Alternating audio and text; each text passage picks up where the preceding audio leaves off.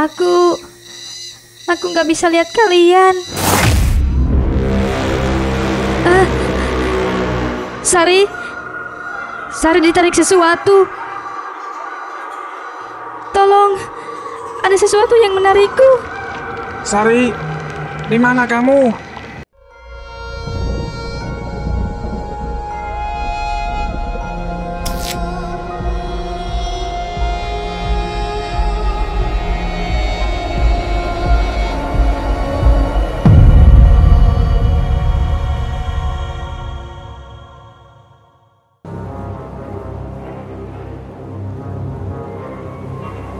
Kabut itu bergerak ke arah kita.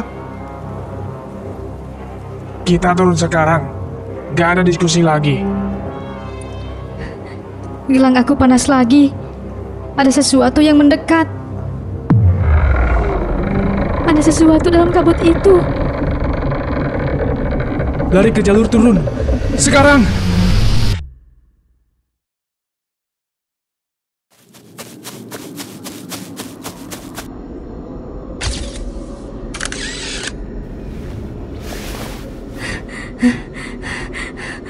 Foto-fotonya menunjukkan sesuatu yang ngejar kita.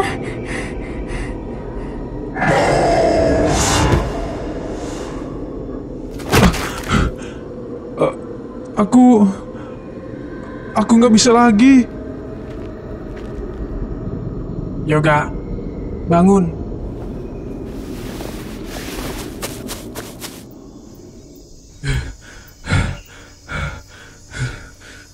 Kenapa berhenti?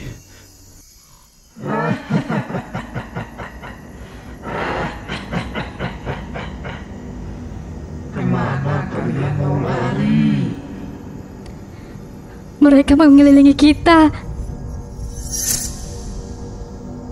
Dalam tradisi spiritual Jawa, ketika seseorang telah masuk terlalu dalam ke wilayah gaib, mereka akan dipermainkan terlebih dahulu sebelum diambil. Ini adalah cara entitas supernatural menunjukkan kekuasaan mereka. Kamera aku mati lagi. Semua device elektronik mati. Kita ikuti jalur utama. Jangan pisah dari kelompok. Jalur turun. Kan ke arah sana? Enggak. Jalur turun ke arah sana, Reza. Kamu menunjuk ke arah yang salah. Nggak mungkin. Aku yakin jalur turun ke arah situ. Aku juga yakin ke arah yang Reza tunjuk. Tapi kompas Indra menunjuk arah yang berbeda. Guys, aku dengar suara yang memanggil nama aku. Disorientasi adalah salah satu teknik entitas supernatural untuk memisahkan korban dari kelompok. Mereka memanipulasi persepsi dan indera, membuat setiap orang yakin dengan arah yang berbeda.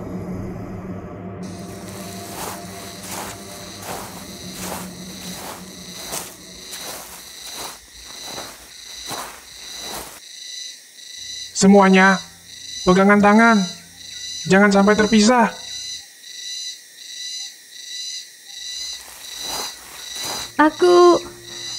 Aku nggak bisa lihat kalian. Sari ditarik sesuatu. Tolong, ada sesuatu yang menarikku.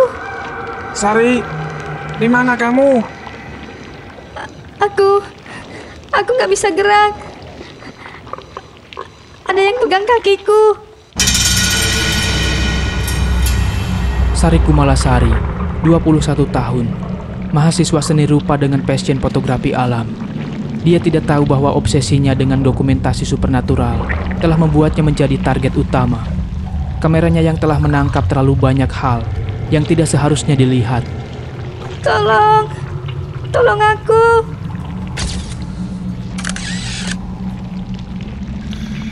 Ya Tuhan.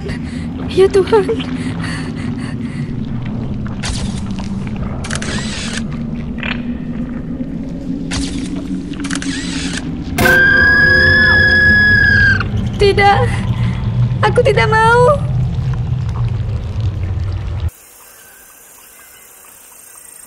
Sari, jawab aku.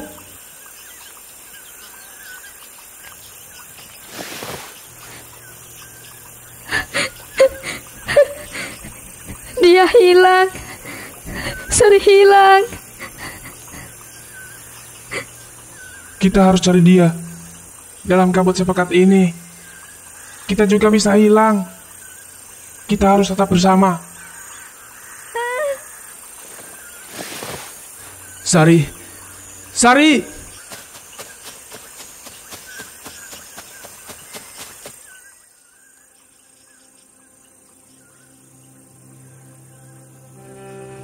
Sari!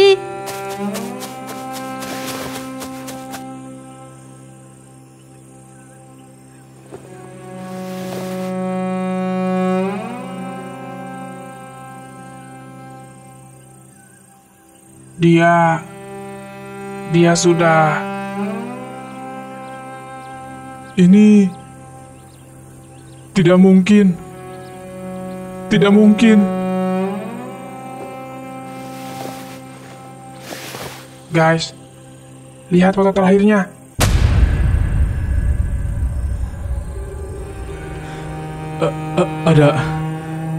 Ada sesuatu yang bunuh dia. Sari Kumalasari menjadi korban pertama. Kematiannya bukan karena sebab alami, tapi karena ketakutan ekstrim yang menghentikan jantungnya. Dalam tradisi supernatural, kematian karena ketakutan adalah hal yang paling mengerikan, karena jiwa korban akan terjebak di tempat kematiannya.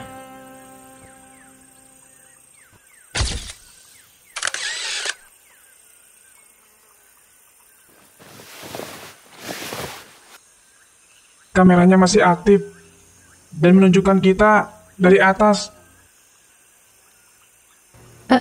Ada yang memantau kita dari atas. Ini semua gak masuk akal. Sari mati tanpa sebab yang jelas. Kita harus bawa jenazah Sari turun. Kita harus keluar dari sini sekarang. Ini salahku. Ini semua salahku. Kalau gue gak maksa kalian naik.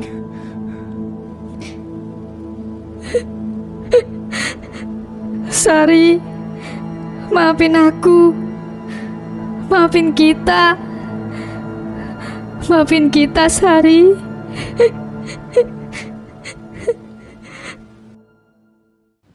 Satu sudah, masih 4 lagi.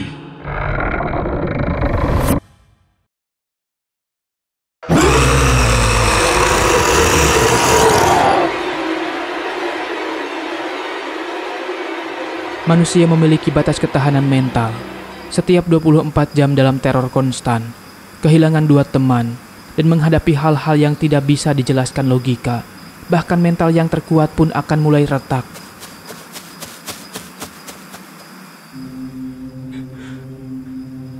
Aku gak bisa lagi. Aku gak bisa lagi. Za, kita hampir sampai base camp. Bertahan sedikit lagi. Untuk apa? Sari udah mati. Dia udah jadi apapun itu. Dan semuanya gara-gara aku maksa kalian naik. Za, ini bukan salah kamu doang. Kita semua setuju naik. Kalian setuju karena aku maksa. Kalian percaya sama aku sebagai leader. Dan aku gagal jadi leader yang baik. Sari, Dian, gue minta maaf. Gue minta maaf.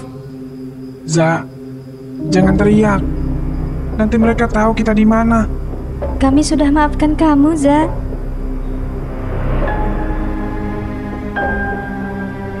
Kalian tahu nggak? Mungkin mereka benar. Mungkin kita memang harus ikut mereka.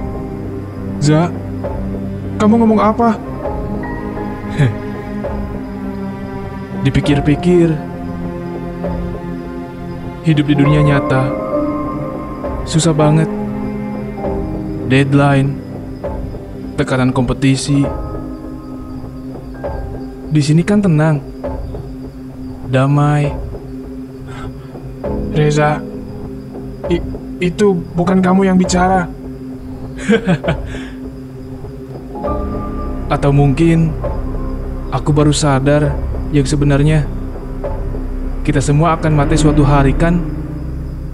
Kenapa nggak sekarang? Bareng teman-teman kita. Mata Reza berubah kayak mata Dian. Sari, Dian, aku datang. Maafin aku ya. Reza, ayo lawan. Itu bukan kemauan kamu sendiri.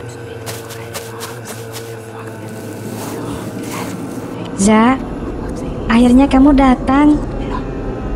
Kita sudah tunggu kamu lama. Aku mau minta maaf. Dan aku siap ikut kalian. Kami sudah maafkan kamu, Za. Kita nggak bisa selamatkan dia. Dia udah terlalu jauh masuk. Sekarang kita lengkap lagi. Selamanya. Kalian juga ikut ya. Di sini enak. Nggak ada yang susah.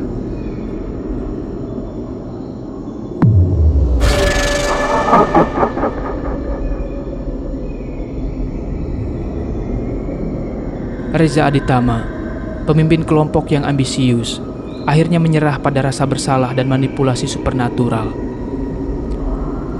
Dalam tradisi horor, karakter yang merasa paling bertanggung jawab sering menjadi yang paling mudah dimanipulasi oleh kekuatan gelap.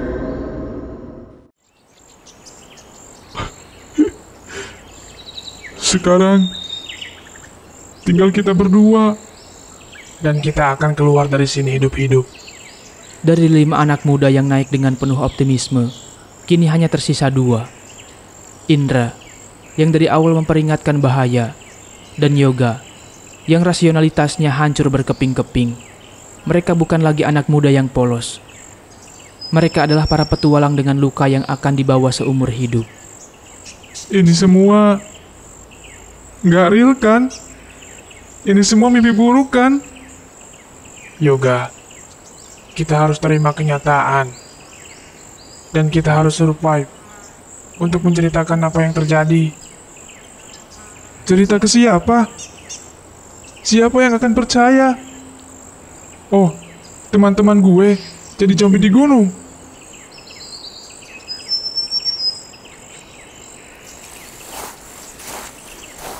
Base camp, kita sampai. Kemana semua orang? Pak penjaga nggak ada. Bahkan, barang-barangnya juga nggak ada. Yoga, lihat ini. Halaman buku tamu kosong. Tidak ada tulisan mereka. Tidak ada tulisan siapapun. Kemarin, kita nulis di sini. Aku ingat jelas. Dan lihat tanggalnya. Buku ini terakhir dipakai 3 bulan lalu. Dalam fenomena supernatural, ada konsep waktu yang terlipat. Ketika seseorang masuk terlalu dalam ke dimensi lain, mereka bisa terlempar ke waktu yang berbeda. Apakah mereka masih di tahun yang sama, atau mereka telah tersesat di antara dimensi waktu? Mobilnya kayak udah lama ditinggal. Ini surat dari polisi. Pencarian orang hilang. Yoga, surat ini tertanggal 3 bulan lalu. Dan mereka nyari 5 pendaki hilang. Bernama Reza, Sari, Indra, Dian, dan Yoga. Itu nama kita. Kita udah 3 bulan hilang. Atau kita udah mati 3 bulan lalu. Kita hantu. Kita udah mati tanpa sadar. Wis mulai. Piye kabare? Hah? Pak, Apa kami masih hidup? Kalian hidup. Tapi kawan-kawan kalian, Reza, Sari, Dian, mereka memilih jalan yang lain. Pak, tolong jelasin. Apa yang terjadi sama kita? Kenapa waktu kayak loncat 3 bulan? Gunung Lawu punya waktunya sendiri, nah. Bagi kalian, baru sehari. Bagi dunia luar, sudah 3 bulan. Kalian tersesat di sela waktu. Penjaga pos tua itu telah menyaksikan hal ini berkali-kali selama 40 tahun. Pendaki yang masuk terlalu dalam ke dalam dimensi spiritual gunung, dan ketika kembali, waktu yang berlalu telah berbeda. Beberapa kembali setelah bertahun-tahun, beberapa tidak pernah kembali sama sekali. Reza, Sari, dan Dian, mereka sudah jadi penjaga gunung sekarang. Mereka memilih untuk tetap tinggal. Maksudnya, mereka jadi kayak hantu-hantu yang ngejar pendaki lain? Bukan hantu. Mereka jadi bagian dari sistem penjagaan spiritual gunung. Melindungi gunung dari orang-orang yang tidak tahu diri. Tapi mereka menakutkan. Mereka mau bunuh kita. Mereka cuma mau kalian ikut. Mereka kesepian. Tapi kalian memilih untuk kembali ke dunia manusia. Dan itu pilihan yang tepat. Indra, kamu yang paling dengarkan peringatan. Makanya kamu selamat. Dan tugas kamu sekarang adalah jadi peringatan bagi orang lain. Pak, kenapa Bapak enggak pernah cegah lebih kuat? Karena ada hal-hal yang harus dipelajari sendiri. Pengalaman adalah guru yang kejam, tapi paling efektif. Kalian siap kembali ke dunia nyata? Keluarga kalian udah nyari-nyari 3 bulan. Bagaimana cara jelasinnya? Siapa yang akan percaya sama kita? Ceritakan yang bisa kalian ceritakan. Yang penting, kalian hidup dan bisa kasih peringatan buat orang lain. Pak, apa kita masih bisa ketemu Reza, Sari dan Dian lagi? Mungkin, tapi bukan sebagai teman kalian. Mereka sekarang bagian dari gunung. Kalau kalian kembali lagi, mereka yang akan menyambut kalian. Indra, Yoga, sampai ketemu lagi. Kita nggak akan kembali lagi. Jangan bilang nggak akan. Gunung punya cara sendiri untuk memanggil orang kembali. Indra Prasetyo kembali ke kehidupan normalnya. Dia menjelaskan pada keluarga dan polisi bahwa teman-temannya hilang dalam kecelakaan pendakian. Secara resmi, Reza, Sari, dan Dian dinyatakan sebagai orang hilang yang diduga meninggal.